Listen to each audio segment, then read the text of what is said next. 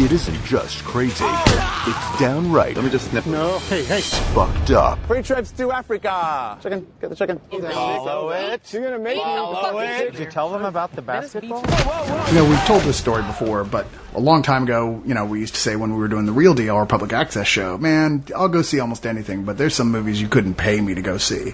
And then we laughed later about it on Spill. We start getting paid. We were like, when you're actually getting paid, you're like, yeah, that's not true for anything. But if I had some way of foreseeing that inappropriate comedy or InAPPropriate comedy was going to be as horrendous as it really was and offensive as it really was, I think I actually would have turned down the cash and just not seen it. You know what? I feel like it ill becomes one to say this, so I refrain from it. But in this case, I'm going to go ahead and say it.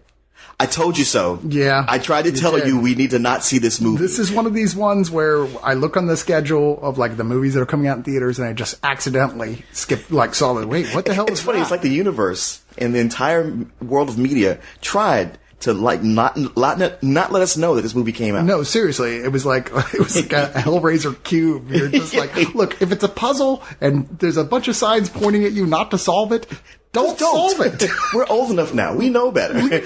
We aren't the people who go they don't want me to know, so now I gotta find out. I'm like, hey, they don't want me to know. I got other shit to do. But Inappropriate Comedy had such sights to show us, to be sure. And what sights they are, burned onto our retina, no amount of brain bleach can ever clean out. And not even the sights so much as just the sheer amount of, is it inappropriate? Yes. But sometimes inappropriate isn't even vaguely funny in any context. Oh, not at all. That's the thing. It's offensive, and if you said that to these guys, it's like, man, that was totally fucking offensive. Yeah. They'd be like, well, yeah, of course, it's offensive humor. It's like, no, there's no humor involved. Look, will someone please call Seth MacFarlane for a second? We're going to have a discussion about this, right? It's like, Seth, a lot of people find your comedy offensive, right? And that's fine. Some people are more offended than others. But there's also a lot of people who don't find it wildly offensive, who get that it's okay, sure, every once in a while, something can be offensive into and the context funny with those characters, a little offensive shock. That's fine. These guys think, well, that's funny just to do it once or twice in a half hour. What if we did 2 hours of nothing but the most offensive racist humor we can think of? And let's be clear about something. 94% of the humor in this is racist humor. Yeah. No, there's a beginning bit that goes nowhere that's with a guy arm trapped under a rock that's trying to do that James Franco movie. Yes. Which literally, I'm going to tell you the joke right now. It's the guy's was there a joke? Yeah, no, there wasn't. The guy's on arms trapped under the rock and he starts talking to someone in the video camera saying goodbye to his family, and then he pulls out the knife to cut off his arm, and this guy walks by and goes, hey man, and he goes, hey, wait, and that's literally that whole bit. Oh, what the fuck? And it cuts, and you're thinking there's a joke coming, and it cuts, and you're like, oh, wait, was that the joke? This would be an intro to a sketch, perhaps. The very beginning where he comes back and goes, what can I do for you? And they maybe interact in some actual fashion. But no, after that we cut immediately to Lindsay Lohan, who is supposed to look like Marilyn Monroe. Sure. She's dressed in the classic 7-year-itch white dress. Yeah, who's actually, walking down the street, guys are turning, one guy making out with his girlfriend pushes her away and goes and follows her like a zombie. And you're sitting there looking at her going, I'm sorry, but you don't have anything in common with Marilyn Monroe, and hell, you don't even have anything in common with Lindsay Lohan anymore. Okay, that's a good point. You look like 50 Miles of Rough Road. You really do. I mean, everything about you screams trailer trash hooker. And she stands over a grate, and we see that there's a guy underneath the grate somewhere. Now, I'm curious, was that guy Vincent Offer, the director? The ShamWow guy? I don't know. Perhaps it was. It looks like him. Because he has kind of a Johnny Knoxville look to him. Yeah, I'm not 100% sure on that, but it could have been him. But he's sitting down there and he puts his video camera up the grate and puts a fan up so that it blows up, and she starts having her little, oh, that feels so good. The camera zooms up her skirt, which presumably isn't even her. Right. And her vagina magically, digitally opens up, which is, she's not naked, it's just panties. But there's a thing where we see her womb open, and the movie itself begins. Yes. Which all presumably is the foulest things that you can imagine in the world that, of course, are in Lindsay Lohan's vagina. Well, the thing is, it's I would, easily say this movie is an abortion, but that's just not how I felt about it. It's the actual description of the movie from that setup. I guess of its multiple setups, its conceit is that this guy who's controlling everything is just clicking apps on his iPad. Yeah. And each one opens up and it's a different skit. That a video that somehow is inside Lindsay Lohan's vagina. Yes. I'm not sure. There's no real logic. It doesn't make sense at all. You can't. Don't even try. Yeah, don't even try. No, the thing fact, is, don't even focus on that because that's not what is important. I want to say, I think there are funnier abortions, to be fair. Okay. Than this one. So there's a proceeding of like a variety of different types of reoccurring sketches. I mean, mainly this is the same stuff that it keeps coming back to. There's Michelle Rodriguez and Rob Schneider are porn reviewers who are sitting with some fat guy behind them who has how much sperm he fills up in his popcorn bucket rating at the end of each one. Where they review movies called Sushi Mama and the gay porn Sperm Lake that are just, I don't even know what to say about it. They're just like that. Like Sushi Mama is nothing but a collection of really cliched stereotypes about Asian people that are just wildly unfunny. And Sperm Lake is a bunch of like how this guy in his head must picture what gets gay people off. You know? Yeah, it's an odd thing because Sperm Lake is basically Swan Lake with men in tutus dancing and actually doing it. Like if there's any part of this film that showed any commitment, it was the dancers in that one sequence. Yeah, probably. At least they were somewhat like choreographed. Yeah. But believe me, that's practically classy compared to some of the stuff comes. The Amazing Racist is this guy Ari Shafir, and it's sort of like them saying, "Well, Borat is funny. I don't see why we can't do it." Yeah, sure. Well, hey, I'm a tall, skinny, hairy Jew. I can do what he does. And the idea is that he's a Ku Klux Klan member and neo-Nazi who is going around in these various things. Like one time he's at a Jewish grocery mart trying to get people to sign a thing saying that sign a petition apologizing for killing Jesus. Yeah, exactly. He's just like a Catholic priest in a Jewish supermarket where you look at him and he's very obviously a Jew. Yeah, trying to get other Jews to sign this petition, and it's not so much a skit. No. It's more like a Borat thing where he's actually gone out into a real store to talk to people to get this to happen. Well, except there's no way that it's real because someone would have murdered him. That it's not just that. Yeah. Like, if it was just that one, you'd be like, well, no, I don't even mean that. It's like in all these, it's not just that like this is some baffled guy who doesn't understand why this one attitude is so racist. He throws in every insulting thing that you can imagine to every group he's doing. Like, for instance, there's a boat on a beach. He says, free boat rides for any black people. We'll take you back to Africa where you belong. Yes. And they're doing stuff like throwing fried chicken on a fishing line and trying to drag them in and going, look, watermelons. We have basketball. And it's just, you can't, I don't know I don't even have the words to say, why did you think that this was going to be funny and anything like Borat at all? You know what? What do I say? I get sort of where it's coming from by looking at Borat and, I listen to Howard Stern a lot and they'll do phony phone calls where they get people and they get them riled up. And most of the time, I'm sure they talk to people. They probably talk to dozens, if not hundreds of people who just say fuck off and hang up. Yeah. But every so often they get somebody who wants to engage, who doesn't hang up. And it can sometimes turn into a funny phone call, listening to it. And even with that, we're talking about the Howard Stern universe. It never gets as offensive as these. Yeah. To where you sit there as an audience member, not like laughing at like, oh, look how you wound them up. It's like, wow, fuck this guy. Yeah, no, I mean, really, like, even when it eventually... Every writer who came up with jokes for this. Well, that's the thing. It's like, don't you understand that there's one thing about joking about racism and there's another thing just being racist? Yeah. And that's where this movie crosses over, and not in a subtle or slight or even arguable way. You watch this and you go like, I'm sorry, guys, you're just a bunch of racists. Yeah. There's no two ways about this. It's not funny. It never approaches being funny. It's literally you guys thinking of every horrible thing you can have these characters say or do that is offensive to racial or in one case gay stereotypes. Yes, it's all those. There's one where he plays a driving instructor where he has two different Asian people, one a guy and a girl. And if there's any kind of laugh I got out of it, it's when she finally snaps and starts beating the shit out of him. And it wasn't even like, this is funny. It's just like, oh, finally. I just want somebody to hit this guy in the face. Yeah, I was hoping like she would actually stab him or something. Yeah. I wanted him to die. That's the thing. You want something like that to happen. And you do sort of get that. And at the same time, what undercuts it is, like you said, like, you don't believe any of them were real. I can say I don't know, but the fact that I question whether they were real takes any kind of sting out of it. It makes what could have possibly been a kernel of humor, it takes it away. Yeah, well, like I said, I don't think it's real just because it goes so far that I think, especially with the, like, on the public beach in California, like, saying really stuff no one sane white person would ever say to a black person, he would have gotten killed. Okay, if anybody who's going like, oh, what'd he say? I would put it this way. Die Hard 3, where Bruce Willis has to wear the sandwich board that says, I hate niggers in the middle of Harlem. That was Sesame Street. It's Sesame Street compared to this. Yeah.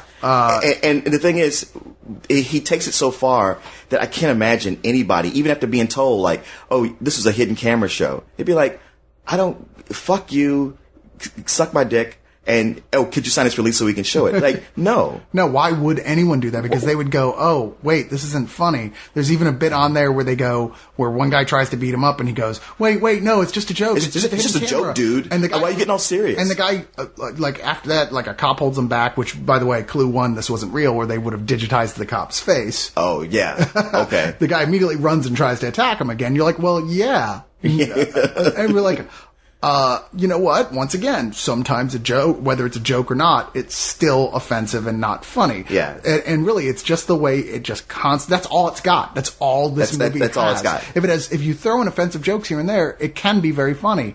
But when that's the only thing you think is funny, yeah, it's not. You're a Nazi. Yes. So, hey, I know this guy who made this is in fact Jewish. He's from Israel. Oh, yeah. He's the guy who invented the slap chop, or at least the guy on the commercials for the slap chop, which I don't know what that tells Vince Offer. But, he one time beat up a prostitute in Miami. Maybe that has something to do with it. Was it a man? Well, I don't know. It doesn't say. So she's 26. But either way, like, you know, fuck this guy, fuck this whole movie. There's, like, as if all that stuff wasn't bad enough. There's a takeoff of Jackass, which was already done, I believe. Yeah, it's called Black Ass. But Tracy Morgan did that. He did it like, as a one-off skit, I think for the Jimmy Kimmel show. And that what he did and that 2-minute skit was way funnier than what they do with these recurring skits over and over. With a bunch of like the most stereotyped modern day black guys like imaginable, just like and then even some who he puts in a variety of some Jackass situations, some just like, well, I don't know, this isn't anything like Jackass. It's like, right. We just have them act all niggerish somewhere. Pretty much. It's like, why did you think that that's funny?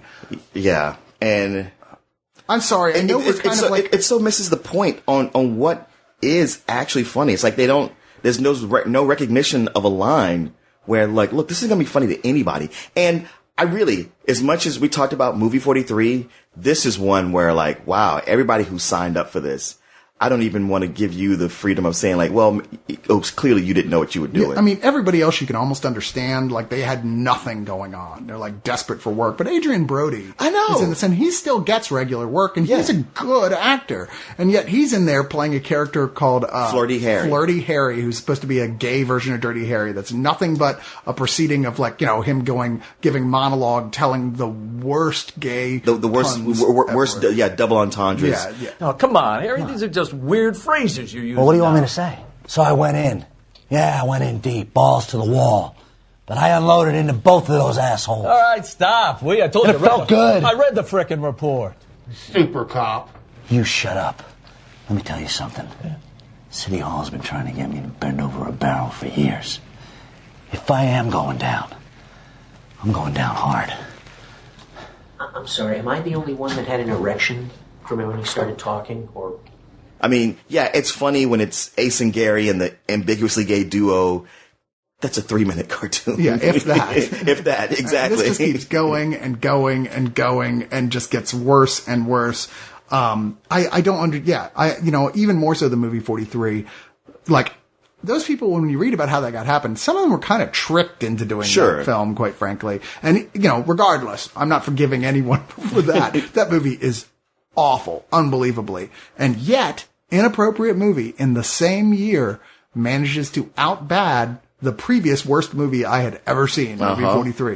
This is, in fact, not only worse than movie 43, I feel bad for giving movie 43 a double fuck. You know what? Now. As we were sitting there, that's the one thing I kept thinking. I was like, Don't you wish you saved that double fuck you now? You had said that, I think, even during the review. And I was like, there's no way anyone's going to make a worse film than this. And somebody said, oh, yeah. But somebody did, in fact, sink lower. I'm still going, I can't picture anybody making a worse film. But now that I said Don't say that. There's some knock on wood.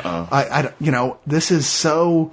I mean, I was mad. Yeah. I don't get mad at films. I mean, at worst, I'm like, oh, God, I'm nauseous because this humor's not funny. I just want to leave because it's giving me a headache. That's usually the worst films get. That's movie 43. I'm just nauseated at this whole enterprise that this even happened. But this had me wanting to find the guy who made it and the people who wrote it and have them put into a room somewhere and hostel them, you know? Like, you guys, you don't deserve any kudos. Oh, There's none. no context in which you deserve applause for putting this together. All you deserve is condemnation. And I would go so far as to like speak to the Spill Army and call for a boycott of ShamWows and slap chops because no money needs to go into this guy's hands ever again. Yeah, obviously he's like just going to do nothing but make bad movies and beat up prostitutes with it. So what are you going to do? Yeah. I don't know. I apologize to the Spillians out there if like this isn't one of our funnier reviews, and I know that, and it's because I just can't think of anything funny to say in relation to this film. It sucks the humor out of the room. It's like a reverse Schindler's List in some ways, that it's like both films are too dark and too like about heavy racial issues to like really have anything funny to say about them. But Schindler's List is one of the best movies ever made, and this is the worst. Let's just say it. It is absolutely the worst. Maybe the worst movie I've ever seen in my life. Now here comes the difficult part. Giving the rating. Because is there any words that we could put together that would really sum up I feel like there should be a rating that's like if you buy like a movie ticket, you get an electric shock type rating. If you try to, I don't know what it is. Like maybe it's just ultimate blackness. No, that a quintuple. There's no reason to. Yeah, pretty much. I mean, honestly, you know what? It's something you said where like, I'm sorry, you did make me laugh after the fact. It's like there's some movies that are rated R where you have to be 17 or older, but it's a movie where you have to be an asshole to see this movie. Yeah, they shouldn't let you have a sign on the window that says "No one but assholes admitted." Yeah. That's just it. I mean, maybe that's the rating. Assholes only. There's pretty much nothing to be gained from this. I'm sorry that if you're one of those people that you hear us say this is that bad, that you are that much more insistent on going to see it. Hey, man, that's your bad. It really is. I'm sorry. Because there's those movies that are so bad, you're like, man, you got to see this. This is not that one. No. This will take something away from you. Honestly, I felt like something in me died. Me too. Watching this. I felt like part of the human race died because I was like, where are we that something like this was, people not allowed to be made. Well, yeah, allowed to be made, but that people came together and made it. I wish I was being hyperbolic about any of this, but I'm really not. Not at all. I walked out of there like sad and angry and upset and just like, why would anyone don't be that anyone's film? Yes, don't. Rob Schneider. That is wrong. Michelle Rodriguez. Pussy, pussy, pussy. Lindsay Lohan. Okay, you guys got your shot. Can I shoot you? Yeah, sure. Here. And Adrian Brody in his finest performance since The Pianist. What the fuck are you doing here, you cocksucking pig? Easy now. I know you're ready to blow. I'm just gonna push your stool in real slow. Wow. InAPPropriate comedy. How do you get through life like this, man? This is crazy. I'm so sorry. How does this help me drive? I'm so sorry. In theaters this March.